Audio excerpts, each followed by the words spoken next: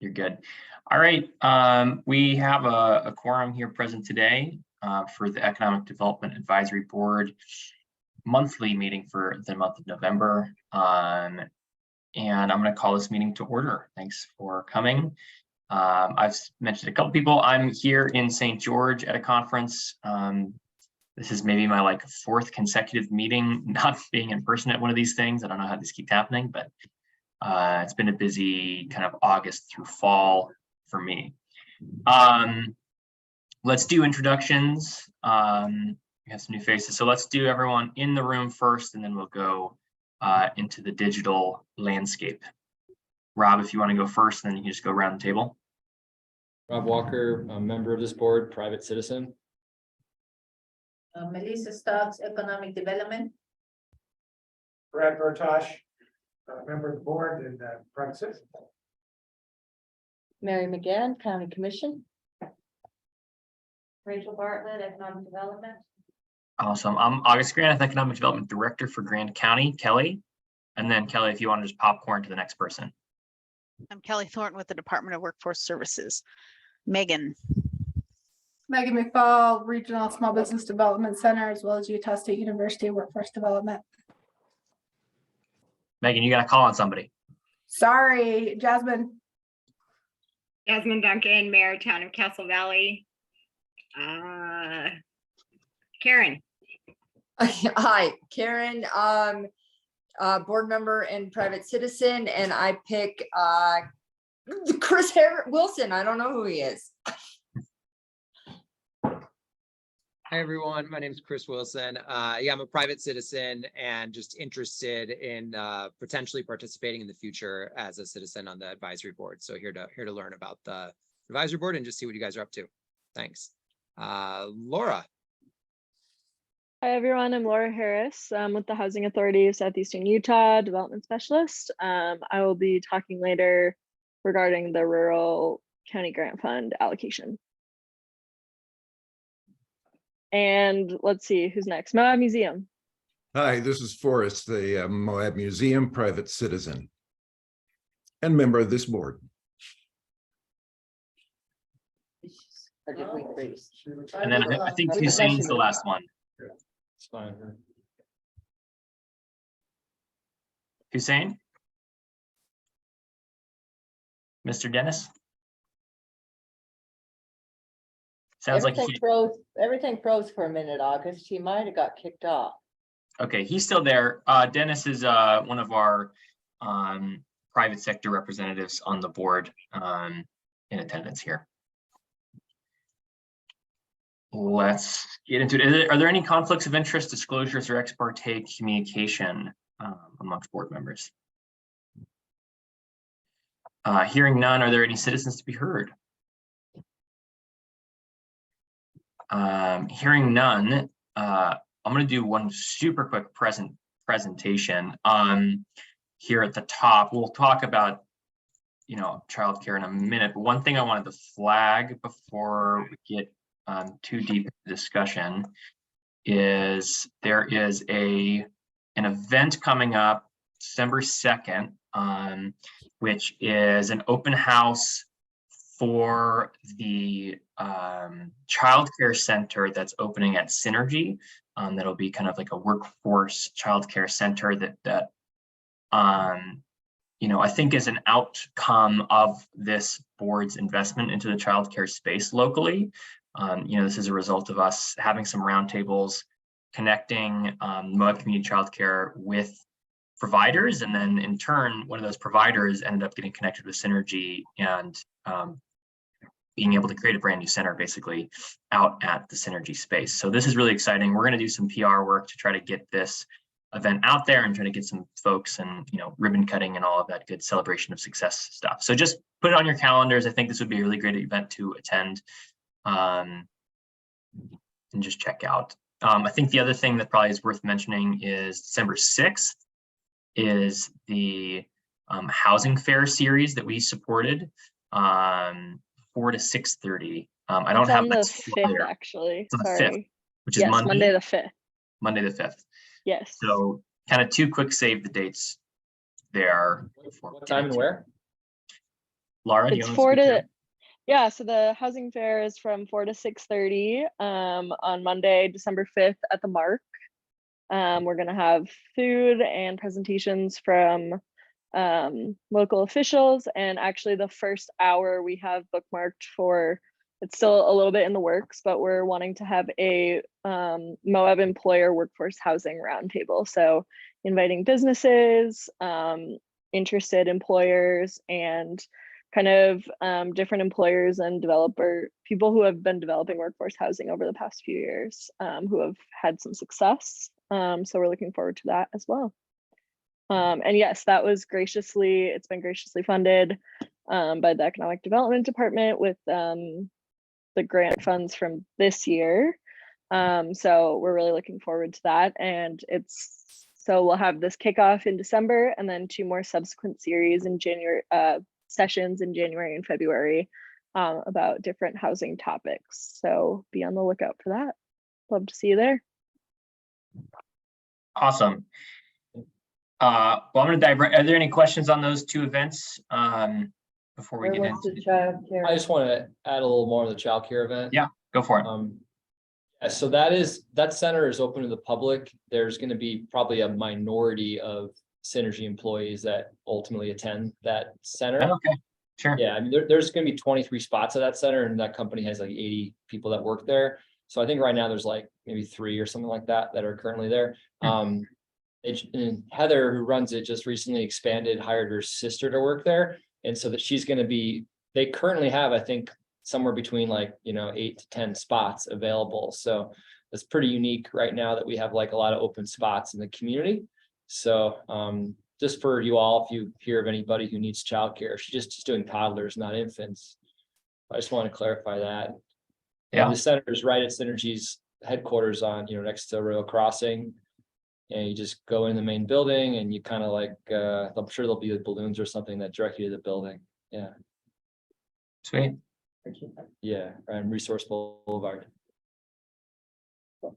Awesome. Okay. I'll move on to our first discussion and action item, which is the approval of August 24th, September 28th, and October 26th meeting minutes. Do I have a motion? Go ahead.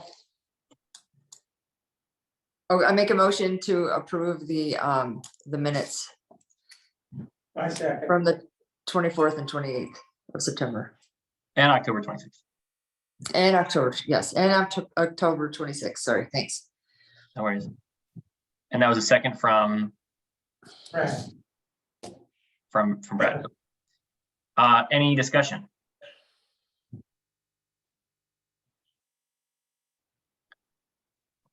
No. Okay. All in favor? Aye. Aye. Aye. Aye. Any opposed? None. Okay, passes unanimously. Next agenda item is discussion of board member term expiration. Right now we have 2 board members, Brad and Rob, whose terms end at the end of this year. Just from a process standpoint, basically what this means is that those positions are open functionally. And so we'd love to have Rob and Brad apply for those positions again. I believe that's kind of partially why Chris is here, just because that was where there was an open position posted on the county website. And so we'll have interviews at that December meeting so that we can start the new year with fully up to term membership. I guess I wanted to give Rob and Brad an opportunity to either indicate if they were planning to apply and continue this, or if they wanted to say anything generally on that. And no pressure, but just just as a heads up, if you wanted to share any thoughts on that, Rob and Brad. Yeah, I'll start. Go ahead. I plan to reapply. Yeah, I feel like, I think I've been on this board now 3 years, I want to say, maybe before we had like official terms or something. Yeah, perhaps. there's a 1-year term to start. There was a 1-year term, maybe that was it. Yeah, and I've seen it come a long way, and I think it's great how it's sort of evolved into almost like, kind of like the role the planning commission plays. The city in terms of like where, it's not binding, but we make recommendations, and we're now advising on August department's larger budget and other issues. So to me, the role has gotten much more interesting. I think initially we didn't even, I can't remember the first year we had 100,000, and it felt like there was a lot of meetings to allocate $100,000. I was like, is this really worth everyone's time? And I feel like through my role with the childcare stuff, kind of feel like I have a good sense for how to, I get a sense for how to move things forward, and to, in terms of how this body works and allocates funds. And if I'm reelected, I'd like to kind of increase our focus and reduce our discussions and focus on kind of reaching out to businesses and nonprofits and getting more proposals for how we can, fund what they're already doing.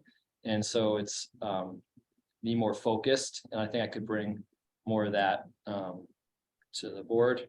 And I don't know if we're going to be considering officer positions on that same time, but I think I'd throw my hat in the ring for an officer position if August doesn't want to keep being chair, which is, I think you sort of said that you didn't want to in the past. So Yeah, I have a vision of change. yeah, and we will have to Vision do of formal action. interviews, so we don't have to go into the details. I just wanted to get a general idea as if you're planning to apply again for next year.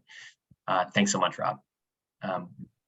We appreciate the time and energy you've put into this board.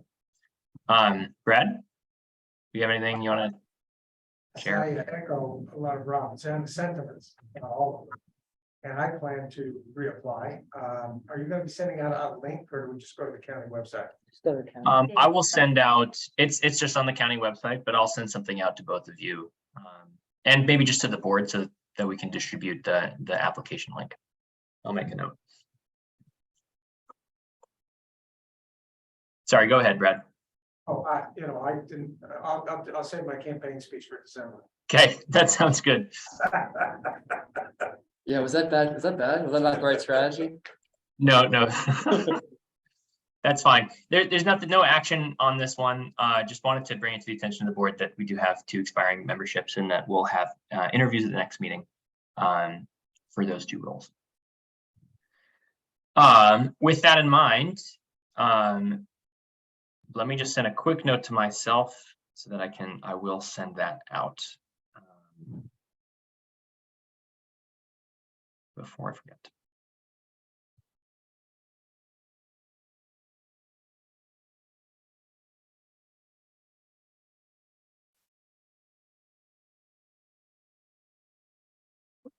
Okay, next on the discussion action items is the discussion of the 2023 TRT diversification activity budget.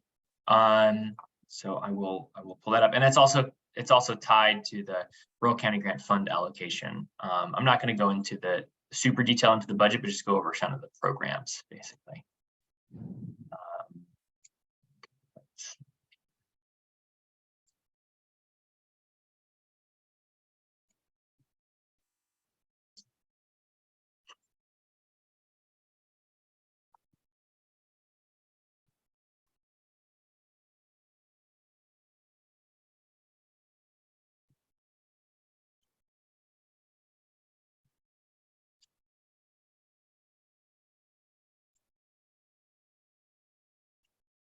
Can everybody see my screen okay? Is the size readable? Yeah. Yes. Great. Okay, so a couple high level things before I dive into this. The budget process is more or less wrapped up for me at this point. And on the department side, we've had it's been a very lengthy 3-ish months of preparation and going through the budget review process at the county. But yesterday I had my understanding is the last workshop on my budget got some approvals, and so Obviously, the county commission hasn't approved everything up to this point, but this is represented in the actual budget. A couple notes is that I did advocate for two kind of position shifts. So one is more or less promoting Ben to kind of like an assistant director role in the department on the economic diversification side of things. And the commission supported that at this time. The budget is not totally done yet, but so that's exciting. And then also reclassifying our administrative assistant role that Rachel holds so that it'll have more basically scope and being able to build on some more program development to assist building out like the workforce development program, for example, as special events is leaving that position. So those are kind of two kind of personnel changes in our office. And then we are planning to have that Vista. So from a personnel and capacity standpoint, the goal is to have a little bit more firepower and support next year on developing kind of the diversification programming at the county. Something else worth noting is we also got the agreement in place between Grand County and Utah State University's Small Business Development Center. So I don't know if Megan has any update on that, but in terms of process, starting next year, we should be hiring and have in place a Grand County specific small business development center director, so that Megan, who is going to be great, will supervise that role and report, and I'll be on the hiring committee for that. But that'll be a resource to our community that we don't currently have, and we haven't had a full-time director really ever in the Moab area. So that's really exciting. And that's represented here in terms of a priority for next year. Megan, do you want to speak to that at all, just in terms of your thoughts and where we are in the process there? Super thrilled and excited. The official signed MOU came back today from Utah State about an hour ago. I need to get a copy over to Grand County for that. The job description and stuff like that has been written up and completed. We've just got to get it posted, hopefully get it advertised through the month of December so we can hire about the 1st of January time, just like August had said, so that we can have them in position about the 1st of the year and be able to really start filling that gap, because like I've tried to fill it as much as I possibly can, and I've done a lot of work up there, but at the same time, I've split between the two counties, and it's just not enough. There's a lot of opportunity and a lot of development that can take place by having a full-time person up there, and there's never been a full-time person up there, even when Beth was there, and Beth was absolutely amazing and did a lot of work, but she was just part-time. So having a full-time person up there can do a lot of work. So super excited for what can go on up there with a full-time person. So super excited for this to go into place. Awesome. Anybody have any questions on that and how it's going to function? Yeah, August, I do. So for that $100,000, is that basically for that position, for that person? So it's an up to amount. So that's like an up to for salary and benefits. So that's what it's dedicated for. Yeah. And then the thought there is that the way, and Megan can speak more to this, but the way that the state funds these positions is basically based off of numbers and metrics and output. And so they're not supporting really much of anything in Grand County because we haven't had anybody to drive those metrics. And so the thinking here is it's more or less a 3-year injection with the thought that by the end, the contribution, and maybe throughout that time, the contribution actually decreases based off of how much we get from the state.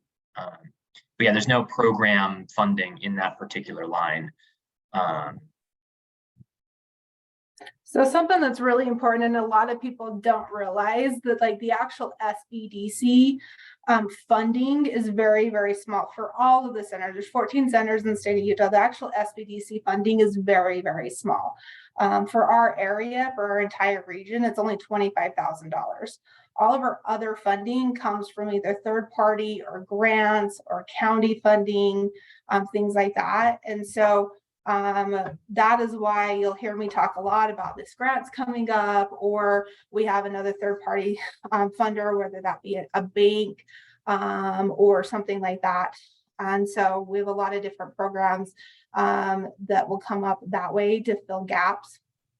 But actual SBDC, SBA funding for these centers is very, very, very small. It's only about $1 million for the entire nation. And so when like for example, the state of Utah has a very small, it's about $500,000 that we split between all of our centers. And so anytime, like for example, when you're talking to our state legislators and things like that, when that question comes up, stating that our SBDC center needs some additional funding, things like that, helping that way is a huge point, letting them know, but having our numbers to back that this position needs some additional backing, so that when we do go that way and say, hey, we need this additional funding to help back this position, it makes a big difference. Ultimately, in 3 years, we want this to be a standalone position so that we're not leaning on this money, and that we can develop that out. And to build that out, I was able to do that here in the center and build out. I was hired ultimately on what was called soft funds and had to build that out myself here. And I was able to do that in 2 years here out of the center. And our goal is to be able to do that, the same thing in Moab. But we've asked for 3 years just so we have a little bit of a cushion to be able to do that on standalone funds. But we have to do that with numbers. And that's why, like, for example, with the STAR grant, having them meet so the businesses know what services, so the businesses know what we do out of our offices, so that we can coordinate that and start working together and help with that economic development. They know what trainings we can help provide them at a much lesser cost than what they're doing elsewhere, things like that. It makes a big, huge difference so that we can start building that up on the back end. Megan, thank you. I appreciate that. So I guess are you guys looking at, I mean, I'm hearing that this is a 3-year projection for this amount of money, but this is for the 2023 budget, correct? So $100,000 for this one position. And are we expecting someone in that position to still try to get partial funding through grants and other parties, or are we as Grand County looking just to fund the whole thing? I guess I'll let Megan ask what the possibilities are for offsetting any costs. The 100,000 is an up to, right? So we're comfortable basically ensuring that we're able to hire with a competitive salary and benefits with that money. And then if Megan comes up with grant funds to offset that cost throughout the year, then that's money is not basically invoiced to us. Got it. Yep. And then it would be $100,000 a year, and it's on the USU fiscal. So starting in July of this year, technically, through June 25, then I would, if that's right. June 30th. Yeah. Start covering the cost then. Say it again. So you will then cover the cost the following fiscal year? No, we're doing it for 3 years, aren't we? Yeah, that's the plan. Transition, yeah. Okay. I have like several questions on these numbers. Can I go? Sure. Yeah, I just want to make sure SBDC, Karen, did you have any follow-up questions? Did that kind of cover your questions there? Yeah, that's good. Thanks. Yep, of course. Yeah, go ahead, Rob. Okay, so I'm just gonna ask all the questions and you can like, if you want me to repeat them, I'll do it. So STAR grant, 400,000, that seems like that is lower than we initially talked about, maybe. I'm wondering, like, did the commission, I didn't listen to your presentation at the commission for your budget. I'm wondering if that has changed at all, because it seems like it's lower. On the strategic planning, is that like for Ben's salary? For workforce development, is that again like a salary position for like Rachel or something, or is that something else? On the SBDC, Beth McHugh had that job years ago for a number of years and did very well in the position, it sounded like, from talking to people. I knew Beth pretty well. And she told me that the position was never more than 20 hours a week. She was like trying to get me to do it back in the day when she was leaving. And so I'm wondering, like, if, you know, we hire it to be a full-time position, maybe they could give them some tasks like, you know, besides just sort of like the traditional job that Beth did, which was like meeting with people, helping them fill out paperwork and consulting, because that doesn't seem like a full-time job. I don't expect that's a full-time job. And then on the bottom chart that doesn't include the match, right? The $40,000 extra, the $200,000 total. So is that extra 40,000 just kind of like going to be split among all the others categories? Okay, let's start with the first one, which is the STAR grant question. The answer is yes, it is a smaller amount. Last year we budgeted $500,000 in the initial budget. We drew an initial $500,000 from the fund balance from reserves, as well as 40 or so grand from the Rural County Grant Program. So in terms of total grant funds dispersed or at least allocated for the 2022 calendar year, the number was above $1 million. So although originally budgeted for 500,000. So it's slightly smaller next year, and that's mainly as a result of you know, the strategic planning being incorporated in there, and just having to balance the department overhead costs kind of 60-40 between the tourism promotion side of TRT and economic diversification side of TRT. So basically there was just some budget constraints. We wanted to still keep a significant amount in that program, build off of the success from this year. And then really the feedback we got from the process this year was ensuring that the diversification funding, specifically within the STAR grant, has a stronger gate on it to prioritize, you know, non-tourism businesses. Basically, that was the main feedback we got from commission. Can you hear me? Okay. Yeah, continue, August. Yeah. To the arrow, to the little arrow up. We're just trying to make it so we can see you. Yeah, there. Oh, have I disappeared? Yeah, there you are. You're back. Great. Yeah, does that make sense? So it is smaller. Yeah, I'm just wondering if, like, yeah, there was you know, if there was pushback on your budget or something like that, but it sounds like it was just sort of allocating it to some other things. Yeah, it was basically, yeah, I was just trying to fill out the budget and allocate what needed to be allocated, and it's kind of what I had. Okay, can you go to my rapid fire questions? Yeah, second question was strategic planning, if I'm not mistaken, which is, what is that? So, you know, last year we budgeted 65 grand for a master plan for economic diversification. And, you know, I'm at a point after much discussion this year with a good scope of work for economic diversification and a good list of folks to reach out to. As you can see here, I added this $50,000 out of the tourism promotion side, because, you know, the thinking and the planning for next year is that the strategic planning process, these costs are external costs, right? So these are going to be to facilitators, planners, subject matter experts, and community engagement processes. So to ensure that we have a community bought-in holistic economic development strategy that incorporates, you know, tourism as a tool, as well as economic diversification strategies as a tool, and giving me a better mandate so that when we go to budgets in the future, I have a clear outline of what my objectives are as a director, what our department is seeking to do.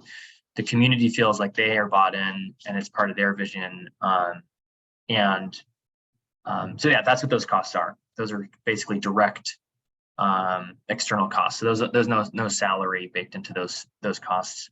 We are anticipating some grant funding possibly to offset some of this, but we haven't received that yet. So if we do, that'll offset this costs.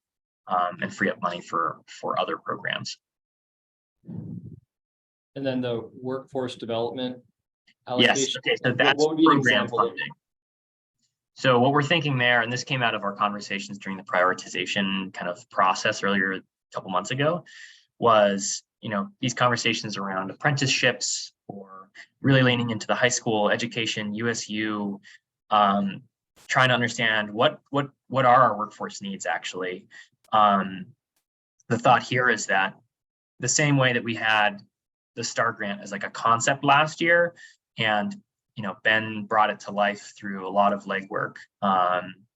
This would be the same idea. So kind of like childcare as well. We start with roundtables. We try to figure out what the needs are.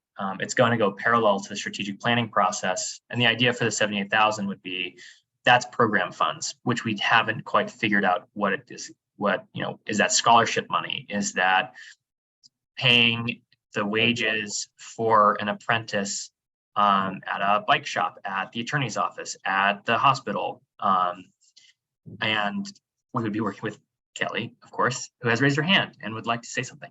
Kelly, feel free. I just want to say that I think it'd be really good to build into that process kind of an assessment of what's out there. Yeah. We have funding that can help pay for scholarships and apprenticeships. USU has some funding. So maybe the idea of maximizing the community knowledge of those things, but also kind of, I don't know, finding the gaps in terms of where those funding pieces are. I have a couple of ideas around apprenticeship and something that might be useful. There's something called oh, now it's escaping me, but there's basically someone who can act as an intermediary for employers who are interested in developing an apprenticeship and take care of the part that's a pain in the butt. Yeah. That may be a contract kind of thing. We can do that also internally, but there's a status, it's called, I think they call it an intermediary, that can take care of a lot of that stuff for them. So that might be something to explore. I have some other thoughts, but yeah, just, I think that would just be keeping in mind there's some resources out there that should be utilized to reduce the, you know, maybe scholarships are not needed for certain categories, but for others they are, that kind of thing. So just keeping that in mind.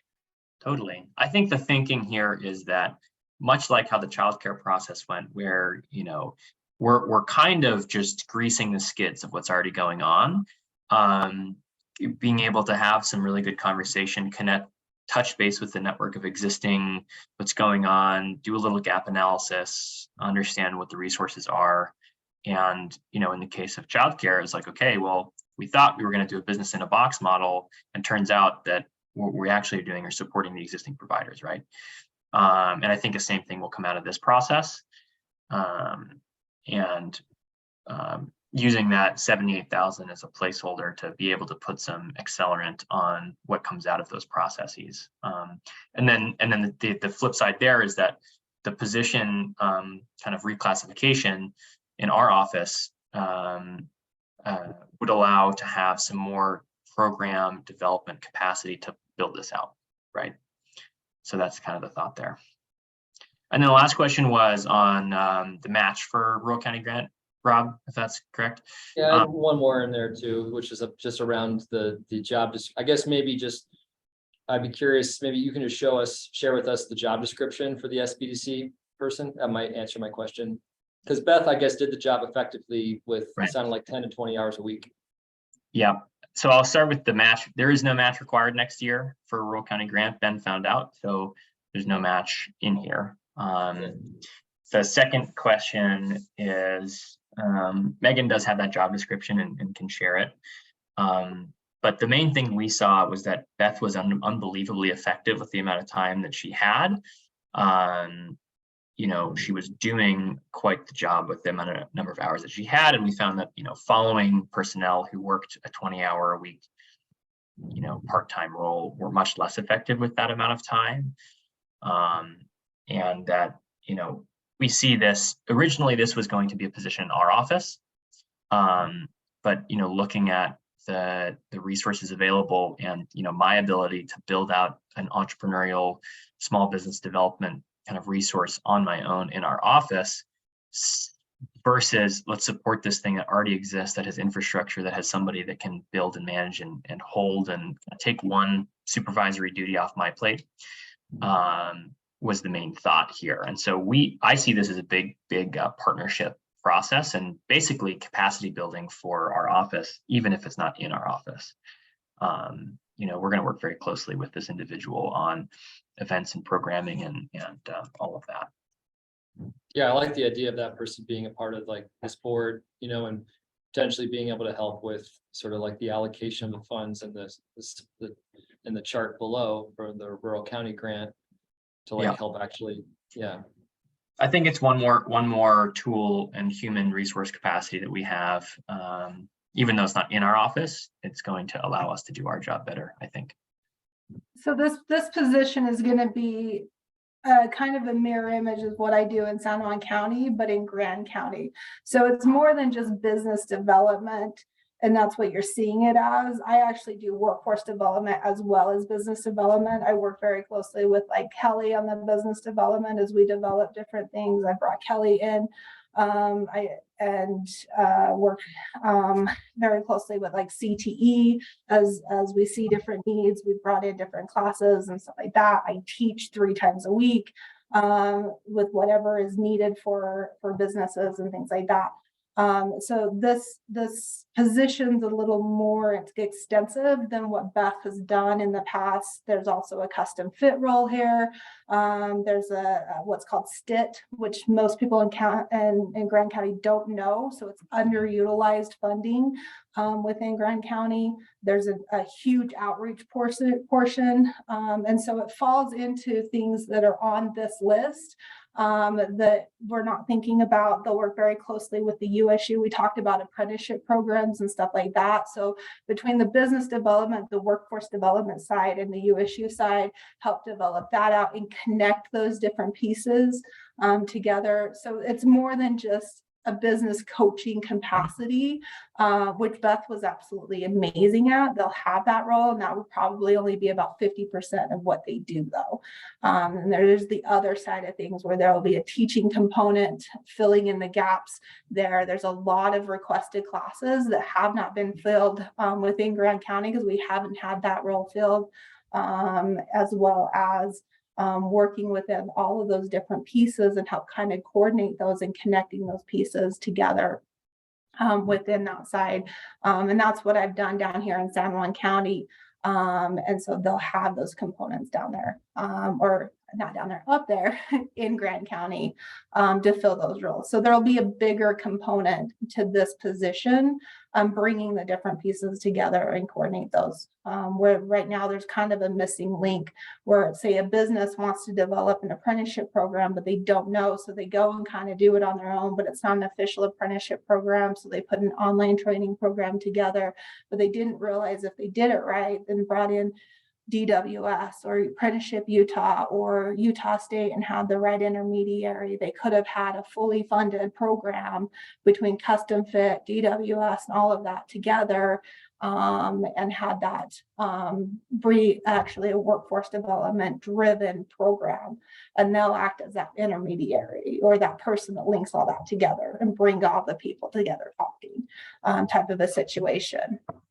And so it's just kind of, there's a bigger role there that is not discussed. We're just thinking about that business development because that's what's talked about here, but it's a Spark SBDC type of a position. That Spark is small business development, professional development, application resources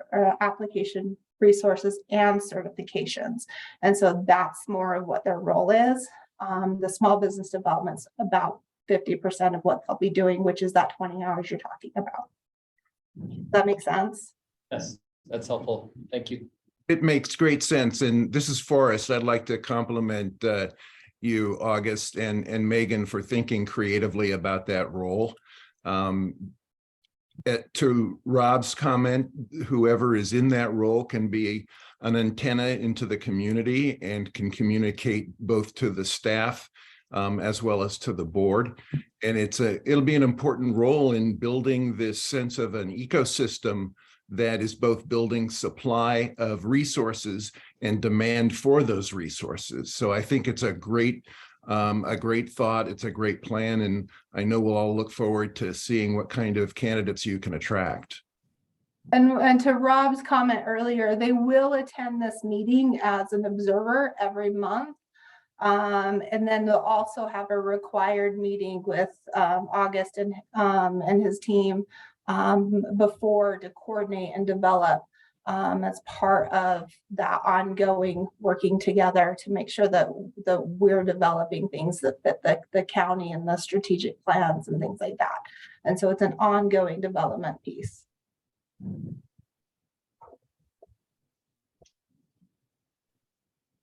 Are there any other questions about this position or concerns? Nope.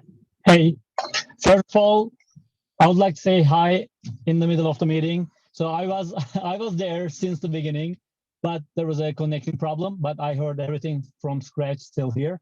And thank you very much, Megan, for whole details about this position. Looks like to me there are big referrals about Beth McHugh. Why don't we call her back then? Looks like she made a great job. Everybody really appreciate her. And for this position, looks like there are many details. But what I would like to learn is SPDC grounded some big amount of $69 million Utah small business initial credit thing or that thing. This is what I would like to ask you a little bit actually. Currently, you are responsible for our county. Have you heard about this information, Neil? I need more information on what you're talking about. Yeah, there is a new approval on behalf of Utah, and it's called.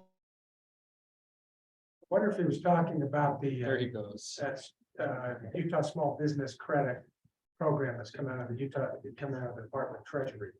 Right. And being administered, because I know Mountain Lands, AOG, just received a pile of money from the state to loan out money off of that Utah Small Business Credit Initiative.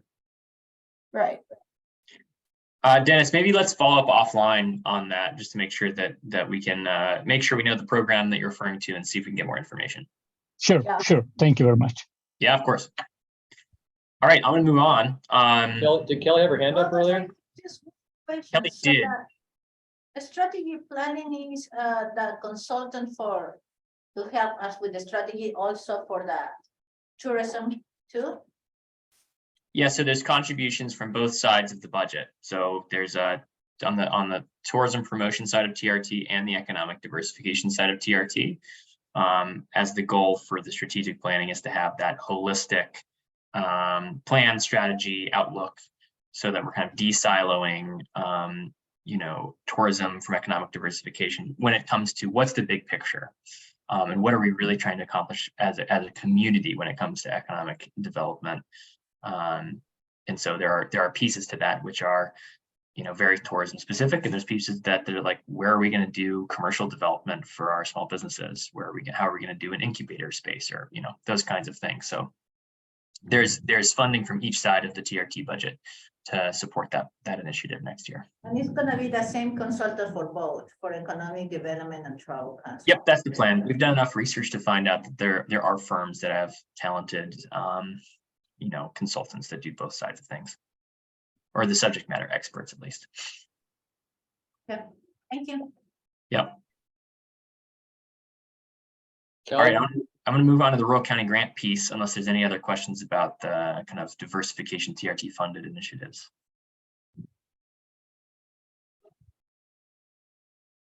Okay. It's an old hand, maybe.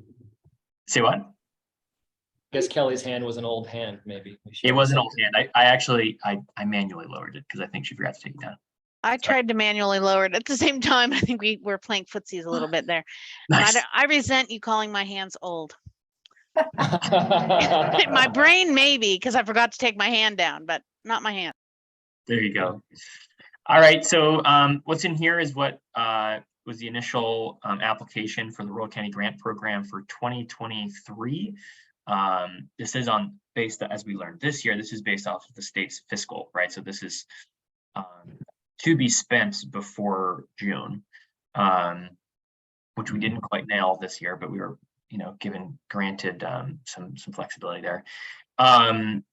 One thing to mention before we get into this is that, as discussed, the last meeting, the Rural County Opportunity Grant, which was Part B, is going through the city and is going to be applied for this Friday for the child care center at the Moab Free Health Clinics property.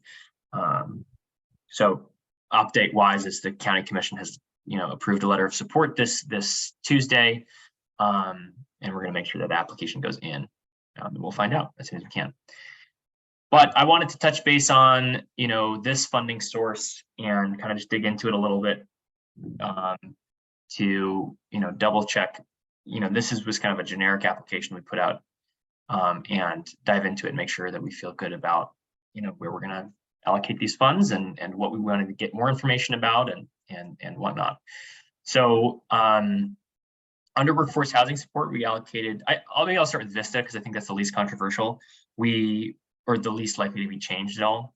We're definitely going to get a go for a Vista this year.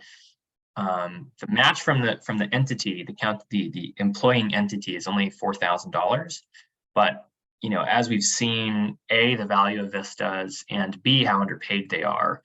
I think one of the big priorities we wanted to do was let's get to understand how the Vista kind of supplemental support program works by actually doing it with our Vista. So you can support rent and you can support kind of like food expenses. And so the additional funding here is to basically provide an additional stipend on top of the $1,000 a month that a Vista gets. So we hope that A, makes us a more competitive hiring agent for a Vista, and just provide a more decent quality of life in Moab and ensure that they finish their term and don't get burnt out. Any questions on the Vista piece? I just want to say, as a former Vista, adding an additional, financial option would be a huge incentive to pick that position. I know sometimes it can be hard to fill that role. So I think that is fantastic. Awesome. Thanks, Laura. Great move, man. Maybe you'll help other organizations do the same. Right. Well, I think part of my thought is that if this becomes really successful, seeing how many quality young professionals have come out of the Vista program. I mean, I drove down to UAC with Gabe Wojtek, who's now our clerk auditor, and he came here as a Vista 10 years ago. Thinking maybe how can we leverage that program and do some kind of matching grant type funding in the future if this works out for us to help do more of that in our community. I'll go up to the Development Summit, the Economic Development Summit. So this is, in the past, it's been the Moab Business Summit, it's been the Canyonlands Business Summit. We're still working on exactly what we're going to call it next year, but I think some of the main, A, we're going to do it again.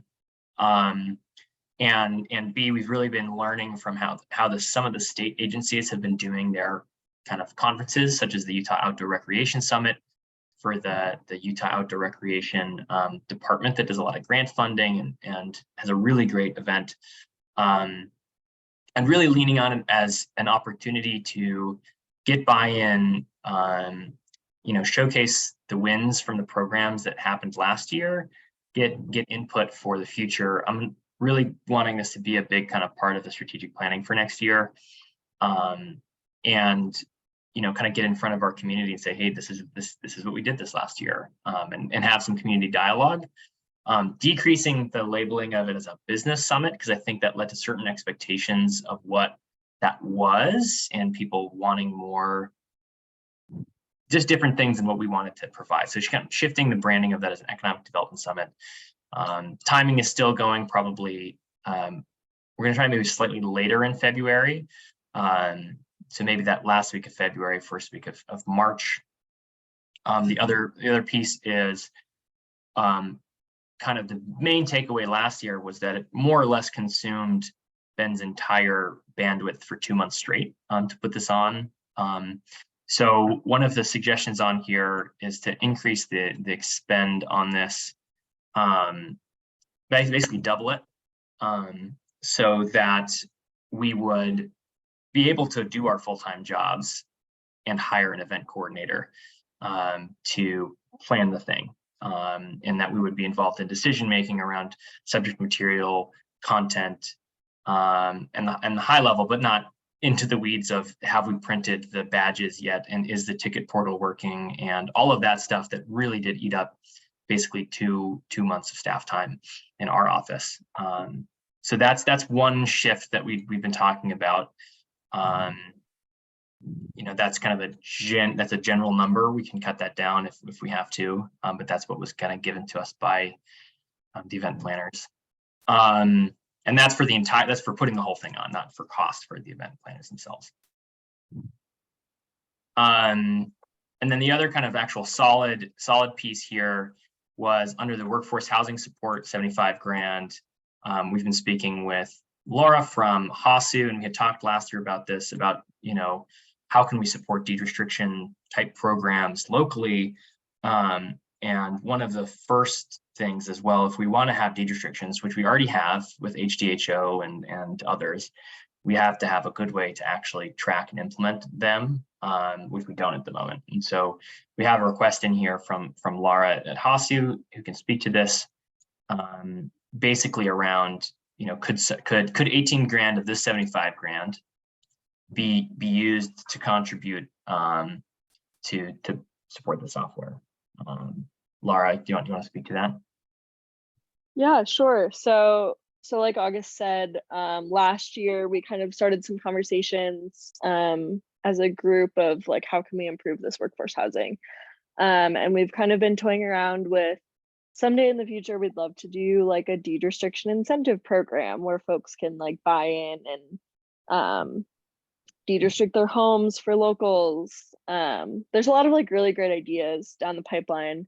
But as we were talking with, you know, other communities who similar like rural gateway tourist towns, it was becoming pretty apparent that if we wanted to be able to keep up with all this deed restriction, including like the HDHO, which I administer, and the land trust with Arroyo Crossing, we're going to need a way to actually consolidate all of these deed restrictions, because so I do all the compliance for the HDHO program. That's like through a cooperative agreement between the county and HASU. So that's my job at HASU.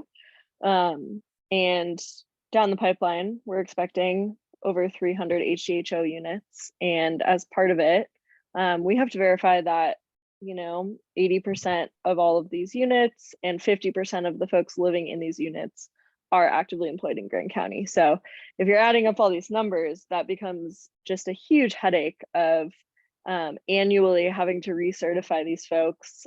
There's even going to be an apartment building that's all HDHO. And so just like based on the numbers, like that's pretty overwhelming. Not to mention also the land trust will have 300 units that are all deed restricted as well. And so even right now, what I'm running into is I just have this big like master Excel spreadsheet with the current HDHO properties. And it's just really up to me to make sure that I'm up to date and that I'm in touch with the developers and the realtors, and like they're giving me information of new people who are moving in, et cetera, et cetera. And so we've been looking for a way to consolidate these deed restrictions into like a software program, like almost like a property management system, but specifically for deed restrictions. So after doing some research, we were able to find this program called Rock Solid. And it's like a software program specifically made for smaller governments or businesses or nonprofits. And so they're really used to working with you know, municipalities around our size. And so we've been doing a lot of work with them, and we're really confident that this would be like a system where not only can we keep all of the deed restrictions there, like with all the addresses and subdivisions that are under the HDHO or at Arroyo Crossing, it would allow the actual occupants or owners of the homes to just be able to electronically send their employment verification and information that we need from them.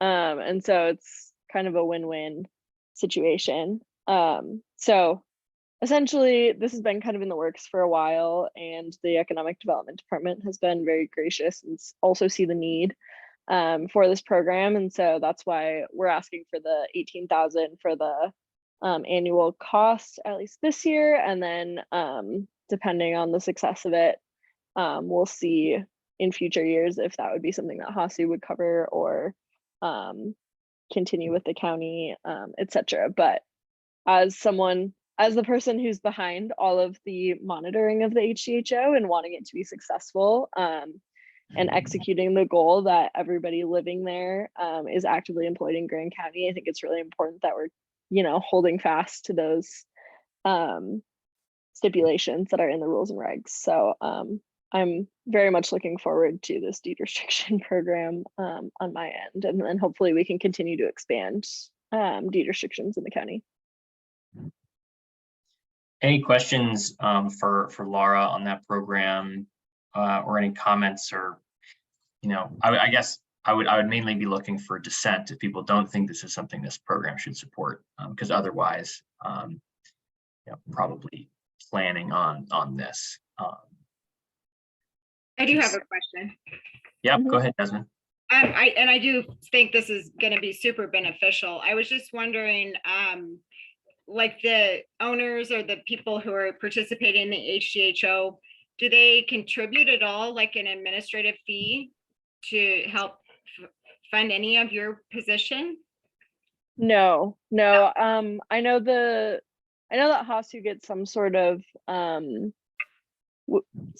funding from the county. I think annually. I'm not quite sure how much that is, but in terms of the actual HDHO subdivisions or occupants, no, it's not. Was it just because it wasn't written into the like plan? I mean, it seems like there should be some kind of way to have an administrative fee so that helps fund itself. Yeah, I wasn't here in Moab actually when all of the HDHO development was happening, so I can't speak to that, but yeah, that's a good point. It was probably just, it's such a unique program, and the development of it was very complicated and took lots of time, lots of energy, and it was probably just something that wasn't thought of. That they didn't put that in the plan. Perhaps someday. Or for further developments. If we expand it, if we, and it's talked about, because we used up all the sunset. Let's hit a sunset. I would just add, I think it sounds like a great idea. And I think part of the idea of the rural county grant was to sort of use it to start things, sort of like to give them a try. So I like the idea of like making it easy to say like, hey, we'll cover it the first year or something. Obviously, I think it would make a lot of sense to kind of like have everybody who benefits from it kind of share in the cost of it. Having whatever the land trust, having you guys at HASU chip in a little bit.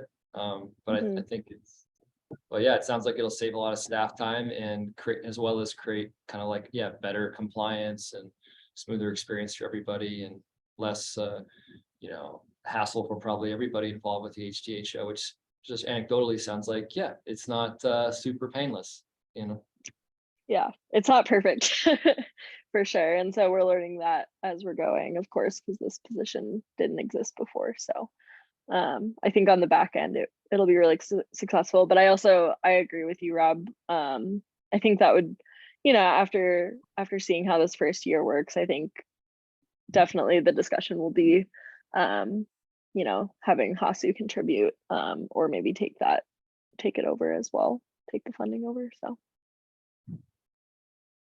Awesome. Anyone who doesn't think we should do this? Is it part of our mission? I mean, are we supposed to be doing that? Does it to be a contrarian? Not that I'm against it. Is it part of our mission, or are we getting plugged into something we really don't have any necessary authority of being there? Yeah, great question. And I think that your question speaks exactly to why we need a strategic plan, because, the mandate of this body is loosely defined by statute and basically by this body. So it's kind of up to you and to provide advice as to, is this addressing economic development concerns in this case, economic infrastructure, workforce housing as economic infrastructure. Is this kind of an investment into a deed restriction software, driving us down a pathway where we think that'll increase the likelihood we'll be more able to provide workforce housing to the community, which I think is definitely within our mission. But I don't have like a clear mandate in a piece of paper that says we should do exactly this, right? Well, for years, since even when Zachariah was on, was the economic development director, yeah, it was stated that housing is economic development. If that's housing, we don't have any means to improve our diversifying the economy or expanding it in any way. So I see it as part of our mission, because housing and daycare are necessary for people to work. Question is this something that should be our mission for housing for economic development, or should we stick more to the Arroyo Crossing kind of stuff, right? What this I'm is, just trying to see where we are. Is this something that the county commission should do, or somebody else should be doing? And eventually, are we just gonna get, people are gonna look at us like, say, what are you doing? And we'll just get dropped away from it, kind of like, okay, so we dropped this money in there for no real reason. well, what I understood, and correct me if I'm wrong, I understood it that we were funding it this year to see how it works, and if it's going to be successful, and if it's something that we need to do in order to keep all of our deed restrictions, and then next year perhaps look at Maybe different we're gonna ways. assign it to somebody else, The cost of it. cost to somebody else. or Yeah, That's what I I understood. think I could something. Really fit over here rather than under us. Yeah, let me like synthesize what you guys are saying and maybe like pose it as like a question to Laura. In that, like, housing is clearly one of our priorities, and as it relates to economic development. I think Brad's point is good, which is like, is this expense that we're doing, is this the best way we can fulfill, like, kind of loosely that move that piece of the puzzle forward, or that's a horrible analogy, but move that item forward, or is it just because there's a million different things you could spend money on housing? There's like, Exactly. it just feels like it's an operating expense for housing or something, right? And so do we just take that on? I think what we've tried to, I think we all kind of like on this board is we want to use this money to kind of like seed new exciting things that might not happen otherwise had we not. Can break a lot, Jan, or cause things to work more. Yeah, because the money is like, because this money flows Right. quicker, easier than money on the county and city level or within an organization. But to do it, just to do it. Yeah, I think we need to, I'd like to, it sounds really good. I think maybe, so for instance, like, it might be good, Laura, if you could put together maybe like I don't know, like a one pager that sort of says like, how does this help with economic development in terms of like, say, we've been talking a lot about having a deed restriction program and, in this board, but we weren't able to do it because the minute we started talking to HASU and Land Trust, they were like, this is a lot of legal issues. We don't really know, like, we don't want to touch this thing. Let's just kind of put it towards our planning budget. That's what happened last year. If this would allow us to like, feel like, oh yeah, we pay for the software and then anybody who wants to sell a deed restriction can just like push a few buttons and do it 100%, even if it doesn't allow for that, we still might be interested in funding it. Right. But I think like, maybe make it like, just sort of, I don't want to give you work to do, but just, I think in the 30 seconds you talked, I think we can have more than that and just list exactly like, okay, because we all are comfortable allocating money to housing or to deed restriction or to ADU support. But like the trouble was, okay, well, who can we actually pay that to? And what can we get to get an outcome? Nobody even wanted to take the money last year because they didn't have they had no program. I like that this is tangible and it sounds like it probably would be good, but maybe like, is it the best use of that? We have that $75,000. So are there other things? I think is what Brad was getting at. Totally. And I think that's a super good point that like, what are the alternatives? And so I think we need to flesh that out as a board. And then secondly, I think I do appreciate, Brad's, kind of like sticking it to us, like let's make sure that we're getting the highest and best use out of these dollars, right? So I Yep. think, for now, basically putting together this list of proposed expenditures from this bucket, that seems like a really solid one. We don't have to make it. Laura, is there any like urgency on your end in terms of you need this software tomorrow, next month, January 1st, or anything like that?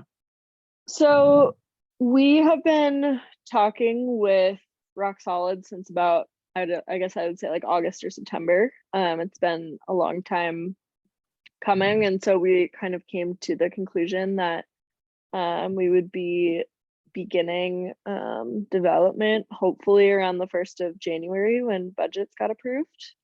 So that's what we were striving for. Of course, as time goes on, more development occurs. And so like, for example, Murphy Flats is in construction right now. And so when all the folks who are moving into Murphy Flats, the 32 units, 35 units, however many it is, all of the compliance and monitoring will have to start with that subdivision. And with Royal Crossing, obviously there's folks starting to move in. And so then there's that compliance and monitoring. So I just want to say, like, in general, I totally am in support of like however the funding is allocated for workforce housing. I will say between both Arroyo Crossing, the HDHO, and the potential for deed restriction incentives, which have been seen to be very successful in other towns similar to Moab.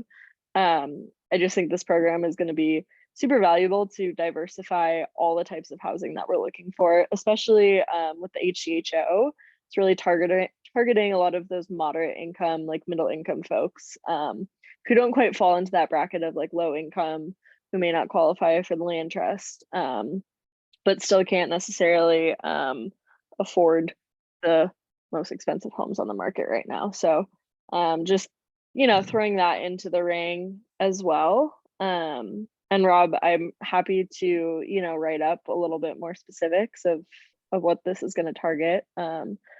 I understand this isn't the most glamorous ask ever. And a lot of the output is probably going to be seen on like Caitlin and my end as well. But I do have the hope that if we get this program in place, myself and Ben Riley with Hasu, and I've chatted with Ben in August about this as well, but we'd be really excited to start up some sort of deed restriction incentive program, because that's a really important way to protect the existing housing stock that we have right now in Moab, and make sure that's set aside for workforce housing, which of course is a whole different conversation, but I do think that this could be a springboard into a type of program like that as well. Awesome. Laura? So sorry, that's a very long-winded answer Laura, to if you your will look short at question, Rob- but Look, if I'm very you look at excited about Rob's it. report, Very good. Brad, go ahead. that he submitted to us as third quarter report for the childcare. And read that, and in the first 2 or 3 paragraphs, you get a real good sense of what's important, what value is being added, and how it's being done. And here are the specific numbers to back it up. I think if you could just do that, follow that same format, boy, we could be on it, because all of a sudden we probably learn, well, now's a good time to do this because housing is, all the frantic housing is going in terms of the selling of a lot of stuff. And now's the time we can get it done and we can get it in place, because people want to be able to fill their homes, build new buildings, and do things. And if they have to do deed restrictions to help build rental properties, they'll do it. This is a good time to do it. And if this will help in the organization and facilitation of that kind of development, I think we're all for it. Now, you mentioned, did you say the name of the company that you're working with is called Rock Solid? Yes. So that's the software. Okay, where are they located? They're a national company. So I don't know actually where their branch is, but at least like the executive that I've been working with is based in Utah, who's selling it to me, and then I'll be working with different people to do the actual development. Sorry? You know, by chance? Sorry, I didn't hear that. Was it called rock solid internet before? Was Brad's question? Not sure what it. I guess it shouldn't know that. I'm not sure. Pretty generic Well, name. It is, but there just happens to be a Probably company not. that's based out of Warren that's doing very well nationally. Hmm. It was called Rock Solid Internet. I know the CEO really, really well. Get a Oh. discount. Um, Absolutely. Yeah, I guess I would just like summarize some of that too and just say like, definitely don't do as much as I did. I mean, No, you don't need to do that. you're also Just buying a a couple of- software. I think even just some more information you sent around to the group on like what the software is, maybe like a brochure or something like that. It sounds. Yeah, sounds I'm like a happy to good- do that. There also is a proposal in this Excel spreadsheet that the company provided. And I think, yeah, I don't remember what the other hyperlink is, but that would provide you a lot more information of the specific software program itself. May I ask you one more thing, Laura? Sure. Yeah. Without being able to, I wasn't able to open those links in the proposal. Does the company, like, is it flexible as far as like, if you were to add a different layer besides deed restrictions, like, could you add tax credits and be able to do compliance on something like that? Or if you added a mixed property of some rural development or something, would they add that compliance to their software? Yeah, I definitely think there's a lot of room for growth with that. So at this time, we were not really thinking of, needing it for any other purpose, but like, for example, if the planning and zoning office had a need for it, like we could definitely expand the uses. Right. So there's definitely room for that as well, countywide. So it sounds Which like, is, an ask, Laura, is just like, if you could put like a 1-page program summary, proposal summary, basically. Then we can revisit this at the next meeting. And then we can kind of move on and look at like what other kind of thoughts we have for funding for next year, or any questions or processes that we should implement to ensure that we feel good about the decisions that we make this funding. Yeah, can I add, August, and let me know if this is not like the proper, but I would challenge Laura, or just say to Laura, like, as someone who's involved in housing, we have this money allocated to workforce housing support. And we all sort of have rough ideas, but we're not in it every day. Like, Sure. We would love to see like 4 more things like you just showed us, and From like the fulfill housing some- task force specifically, it'd be great. Wait, what were Yeah, you- exactly. Like, we have $75,000 to spend, right, on workforce Okay. housing support, and we don't know how to spend that yet. So I think what I would recommend, and again, August, say if we should do this, is we reach out to all the people in housing, like you and Caitlin and Ben and whoever, right, who work for the task force, and say, give us a pitch on some things for us to fund. So in addition to this In addition to program. this, yeah, this is only 18. If we went with this, we still have a lot of Yeah. money left. Sure. I think Yeah, that's a we great can idea, because prioritize.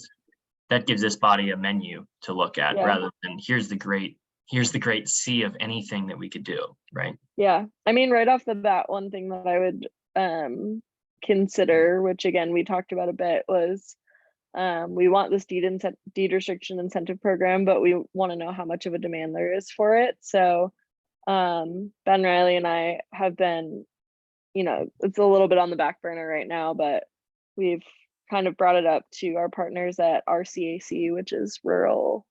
I don't remember what RCAC stands Community for, but Assistance Corporation. thank you. We have some housing partners there.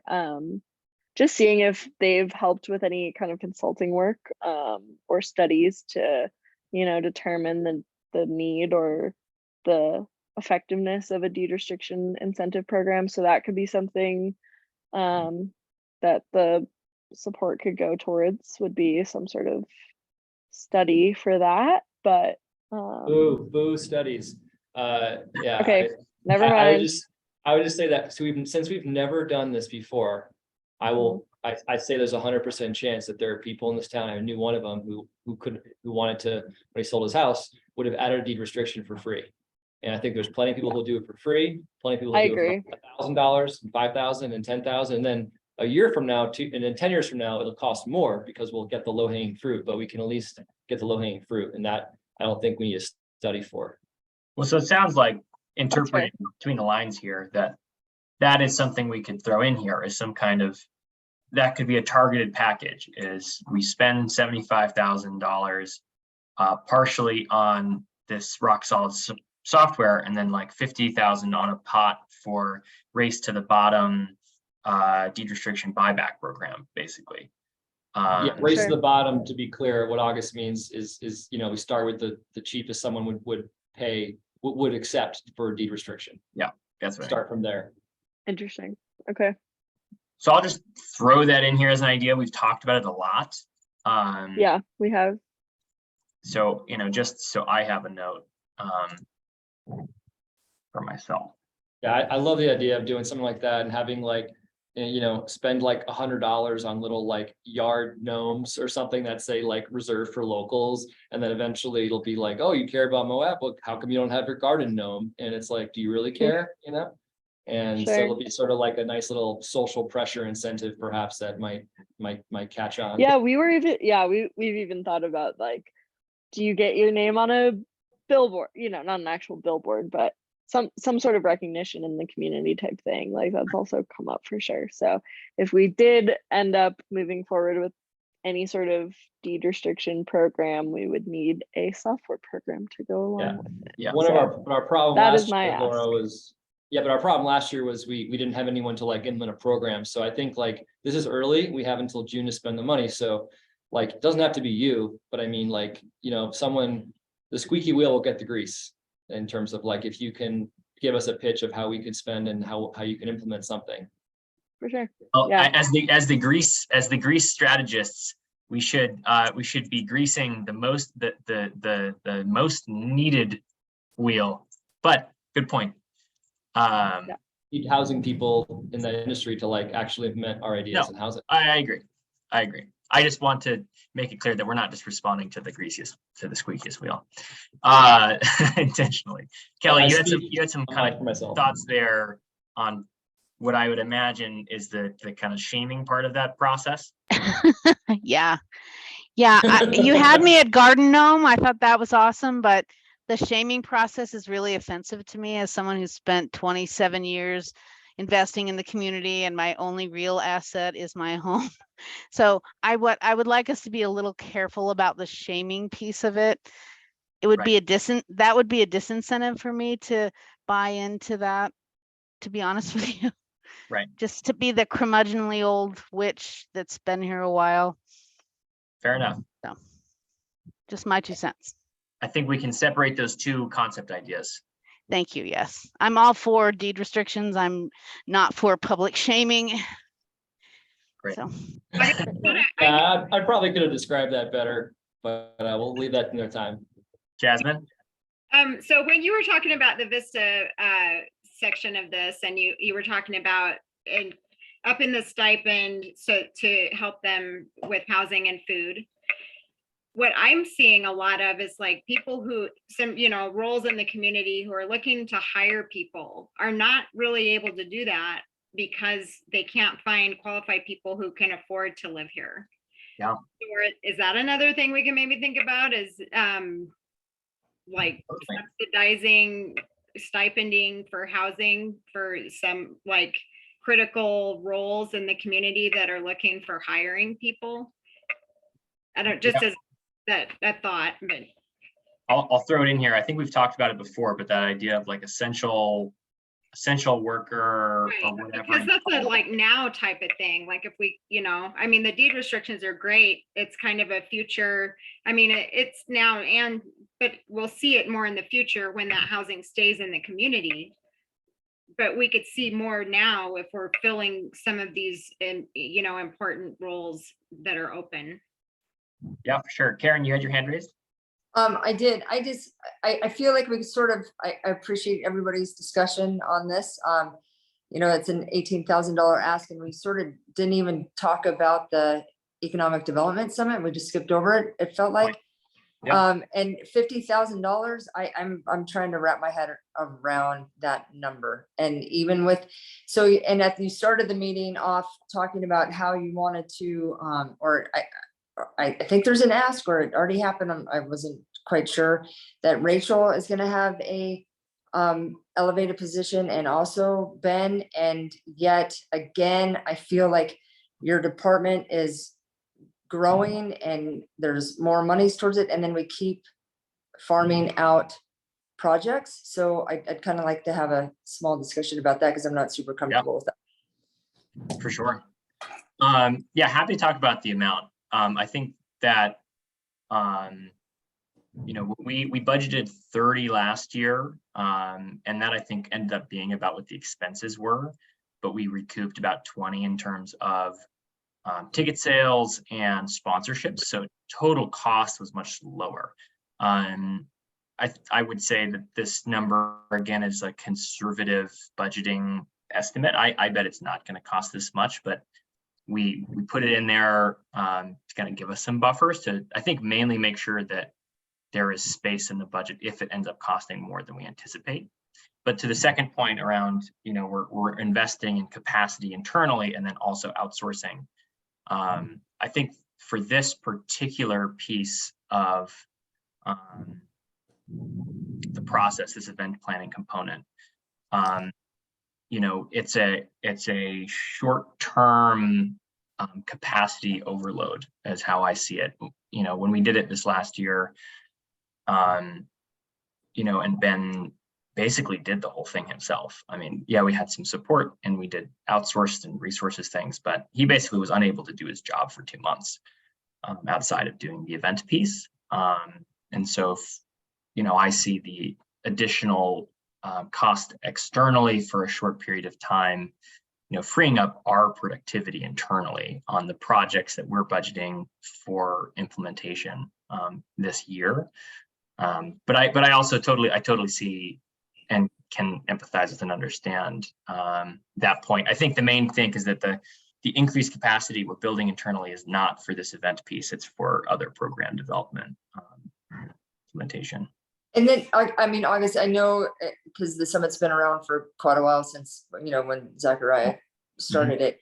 How effective is it? I mean, really, what is it? Something that maybe it's too cumbersome and it doesn't really bring back the returns that we're hoping, and that could be, we could use that for, you know, a seminar on how to really apply for STAR grants, or I don't know.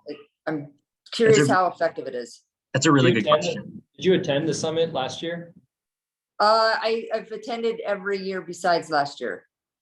It was just like a lot of people there, and it was really good. That's all. Yeah. Yeah, I don't know. I'll speak to it and see if anybody, other board If you members went want to last make year, you comments. probably would be like, that was good. Yeah, I think the main value for me is that, you know, it's getting a segment of the community that doesn't get in the same room at the same time at that level. You know, we had 150 tickets sold, and you know, that represented a lot of the business community that otherwise is super busy and just unable to show up to these kinds of big conversations. And for me, when you know, once a month there's, you know, an email thread that goes off, you know, within the chamber or otherwise about TRT reporting, how's our TRT money being spent. You know, I think that our community is an in-person community, and that it's hard. I find it really hard to be good about or build transparency and trust amongst my constituents and stakeholders in the business community when we're building all these programs.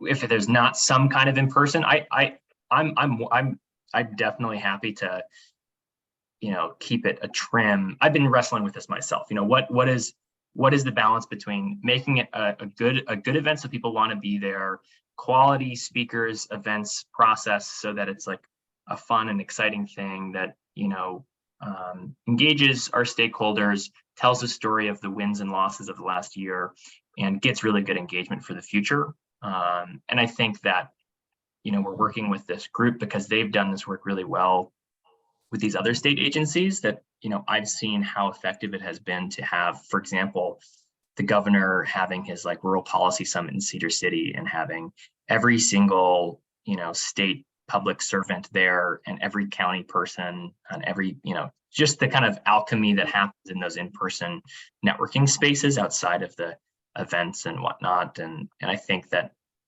for me, any investment, any dollar spent on this is really to maximize the value of those incidental conversations and networking and you know, be a launching platform for a lot of the strategy work that we're investing in next year.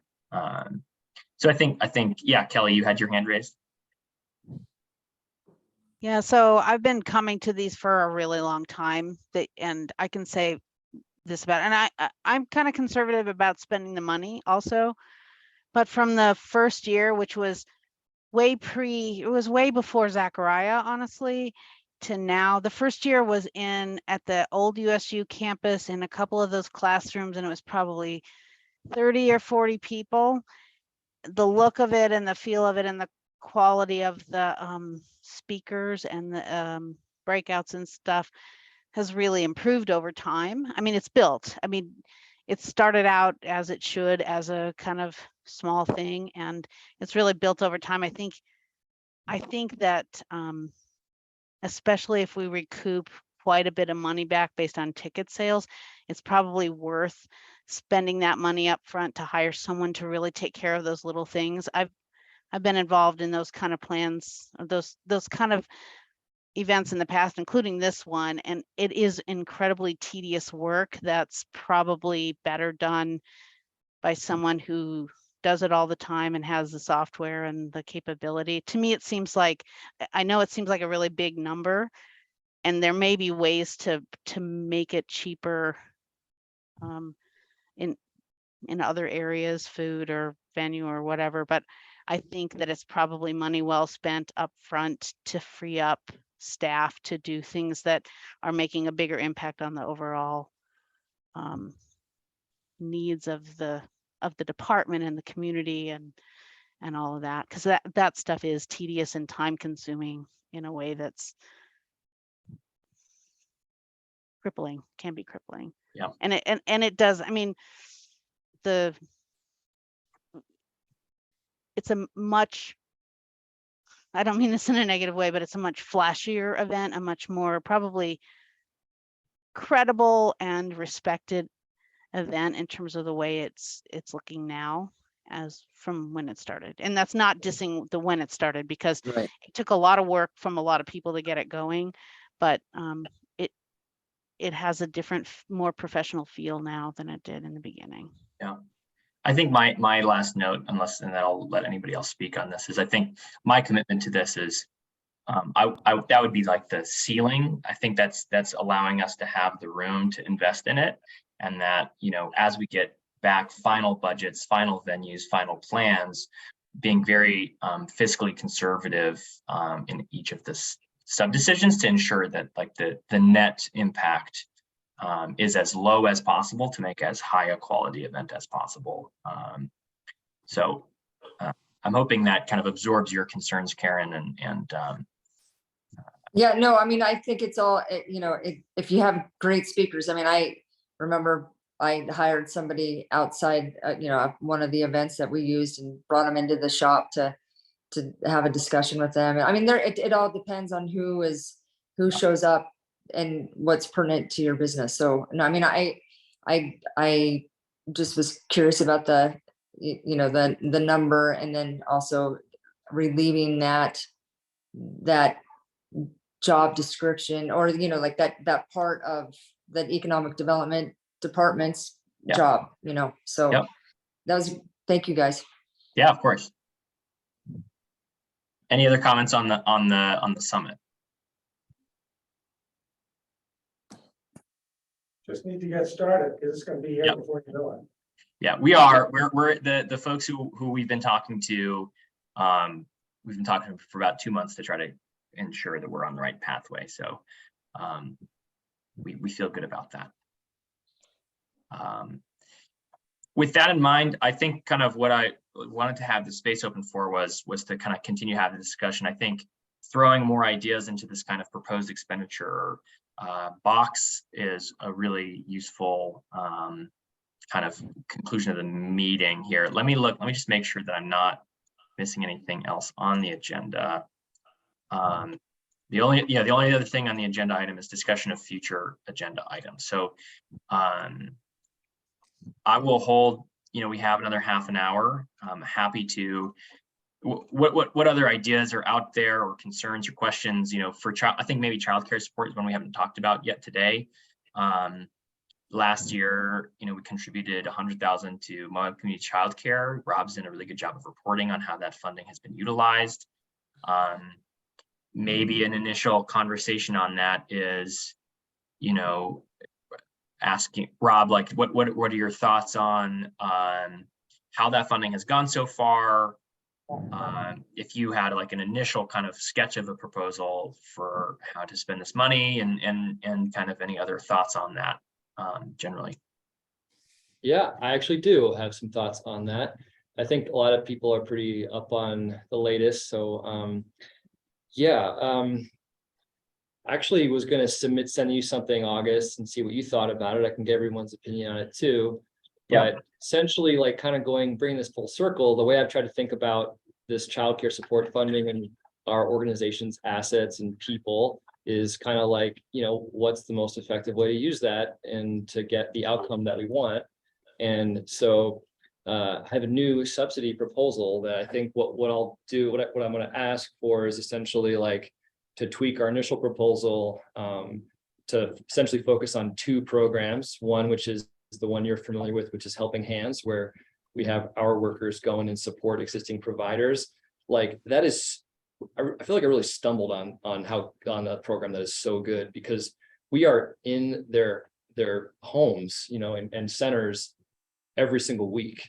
The closest we have to them and their needs and what's going on in their lives. And we've helped different individual, kids and families qualify for subsidies that are being put in their centers. Like, we are just like, it's, that business tactic of being kind of close to your customers. Like, it's such a good place for us to stay and to be in. And we've been able to cover, 6 or 7 days, I think, at this point, where providers aren't able to show up to work. And that saves, a dozen or so families from having to scramble last minute.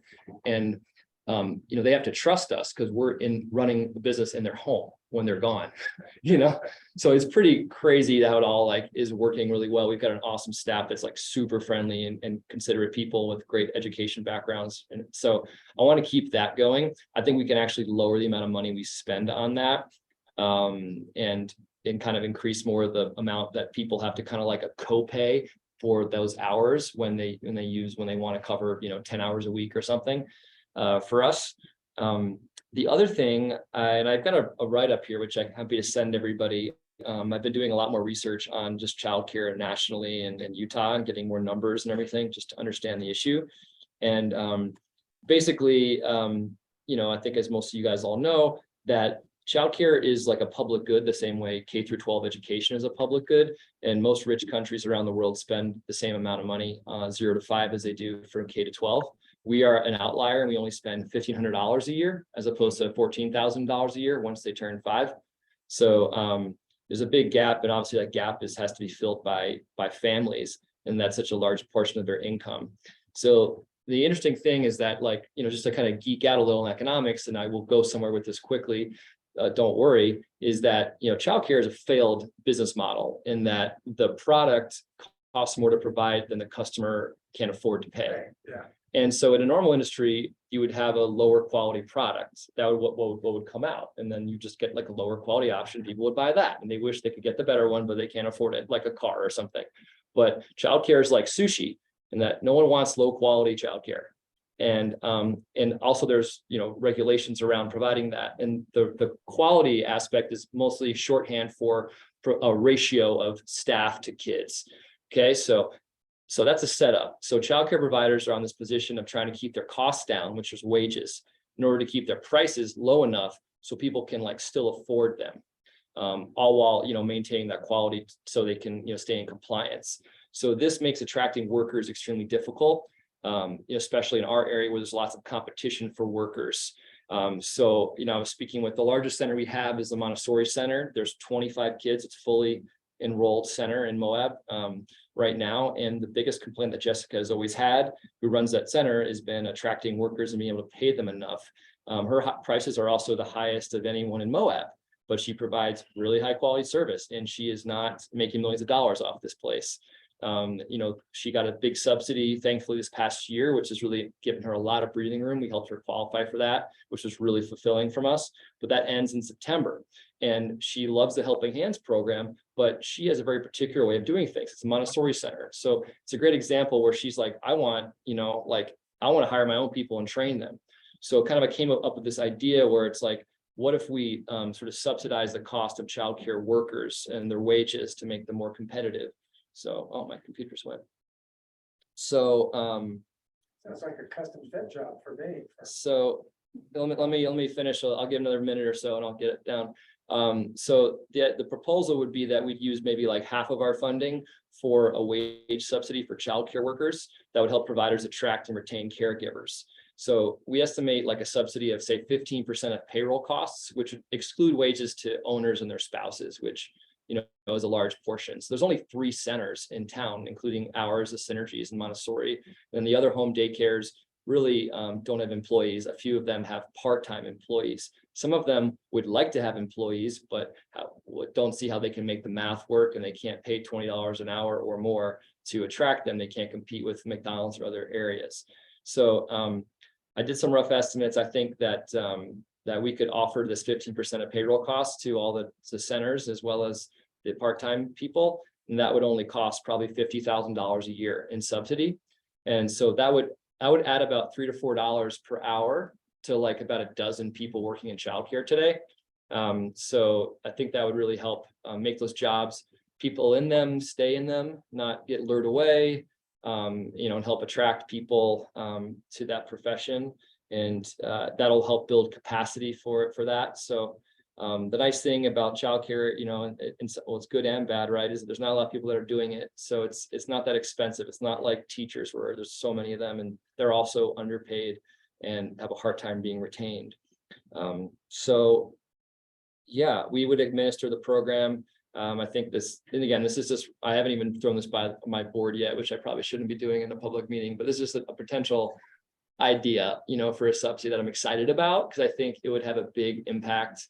It'd be really like a simple, elegant solution of, our nonprofit would help them advertise their jobs and they want to hire people. And then we could, having them help a few dollars an hour would make those jobs more attractive and potentially like fix that kind of like market failure on their end, because the spots are right now, there's some spots in town, but those are going to be filled up. So like, for instance, we had other ideas around supporting the missing middle families, right, that don't qualify for the subsidy, but don't make a lot of money and can't afford the cost. But we sort of like, don't even have capacity for them. Like there's sort of people are willing to pay, like in Jessica's case, they're paying out of pocket for it. There's just not even enough spots. And her issue is that like she can't really she doesn't want to raise her prices more to pay her employees more, because at some point it's just like too high for families. It's already. So those are like my 2 rough ideas for where I think like money we most effectively used. And I think my rough budget would be like around probably $90,000 a year for those 2 programs. We have leftover money from last year we can get into, and we can make whatever we need to, we can make work. I'll stop there. So Rob, what scares me about having to do this ask every year is that it's not guaranteed for these workers. What's the plan on trying to offer this on a more just a secure basis, in the future? Yeah. Yes, that is my main focus. That is why I'm involved with this nonprofit. Is I feel like I have, for whatever reason, I'm good at like focusing on money, I guess, and trying to get more money to an issue. And so, I heard Moab City is going to be doing an essential services program where they kind of give nonprofits, hopefully like ours at Moab Community Childcare, consistent funding each year that helps support their activities. My plan has kind of sort of just been to kind of like show what we can do as quickly as we can, and be as integral as we can. So we can kind of, be essentially ensure our funding that way. We have, yet to reach out to individual donors. We have yet to reach out to other grants in the state, in the country. So I'm hoping to like kind of diversify our funding, and our center also, we think we can get probably to break even though we kind of took the hard path of focusing on infants, which is like, not financially the best move, but it's the best move for the issue and the mission. So yeah, I mean, these rural county grant funds are, it sounds like they're going to be here for another 3 or 4 years. And then as long as, the part of the plan is to show that they can be used well, and then we'll get more. But I'm not worried in terms of like, I think, we're building up lots of favors from all these other providers. We're doing good work in the community. I think there's a lot of attention on this issue. The costs are not ginormous. So, yeah, the future isn't certain, and I wish we could just have, a line item on the county and the city's budget tomorrow that would just, but I don't even know what that line item should be, because these programs are all still very new. So I'm doing my best to kind of, make the math work as best as we can. Like, for instance, we're starting to incorporate volunteer labor in our center. We still haven't like tightened up our hours in terms of our staffing around like, like less peak hours. So this is still like that very much a startup, but I appreciate your thought, and I'm thinking about that too.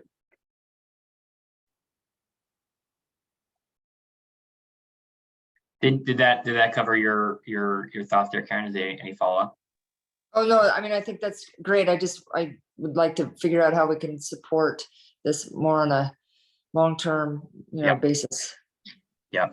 I think that's been drilled into my head as we're budgeting for salaries, right? It has long-term implications. It's not just a one-off program. Yeah, it's a weird thing. I'll send this thing out. I think the numbers are so funny. Like in terms of like, yeah, you look at us versus any other country. Every other country has, large subsidies for 0 to 5-year-olds.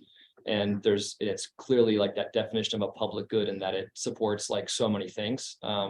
It just doesn't work on its own as a business because of how I described it. So I think our country is going in that direction.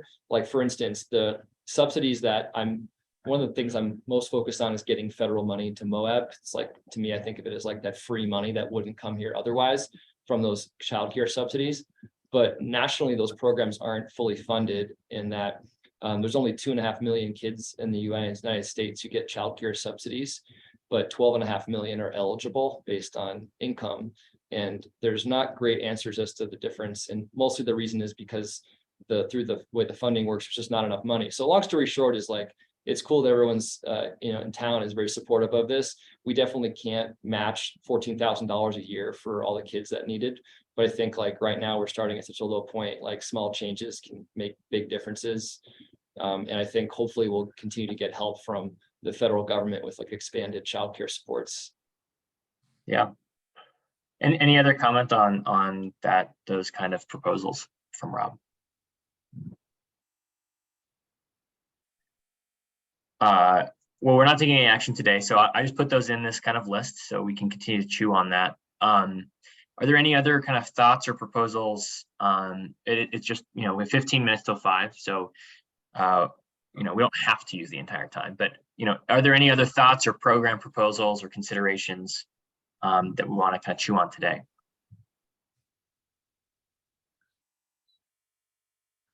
August, just one random question, clarification. Did you say you were going to change the STAR grant slightly this year in terms of like what it was called and what the point of it was? Specifically, the main change is that we were relatively open in terms of like, we didn't have a hard gate that said if you're a tourism business that you need not apply. We left it fairly open so that if the project meet our economic diversification goals, it would be eligible. The main feedback we got from the county commission was they wanted that a little tighter for next year, so that this bucket of money would be more focused on, we'd have to clarify what that gate is, but that it really is specifically for, non-tourism businesses. Yeah, and then the flip side is putting a little bit more money on the tourism promotion side for, a tourism specific STAR grant style type program. It wouldn't be anywhere near $400,000, but there would be support in that space. That was the feedback we got, and that we're gonna, as we rejudge the program next year. If that makes sense. Any other thoughts on this before? I'm just gonna dwell on future action items super quick. Any other thoughts on this piece? Awesome. So future action items, next meeting, we will have interviews for the positions. Sounds like the existing board members, Rob and Brad, are going to apply. So we'll plan on interviewing them. And then, per county code, we will be interviewing any eligible candidate that also applies. So if Chris, who was sitting in here today, is interested and applies, we'll be speaking to all of them.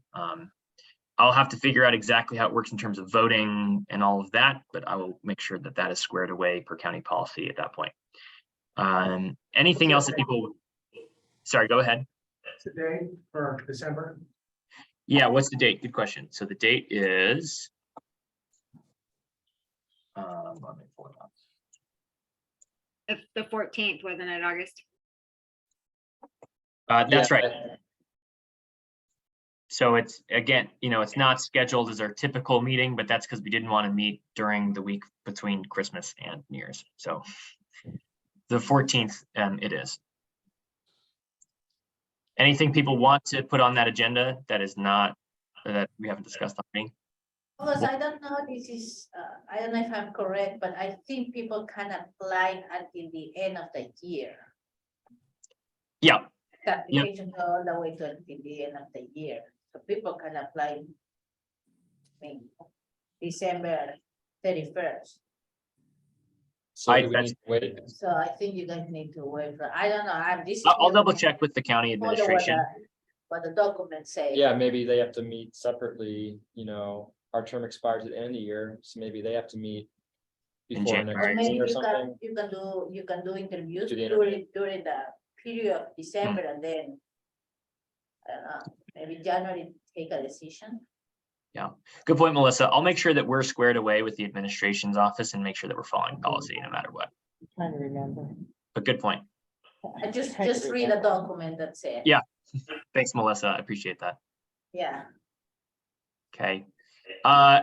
With that, we've come to the end of our agenda. I adjourn this meeting. Thank you so much, everybody, for taking another 2 hours out of their afternoon. I hope everyone has a really great Thanksgiving next week and is enjoying the fall. Thank you. See ya. Thanksgiving. Yeah.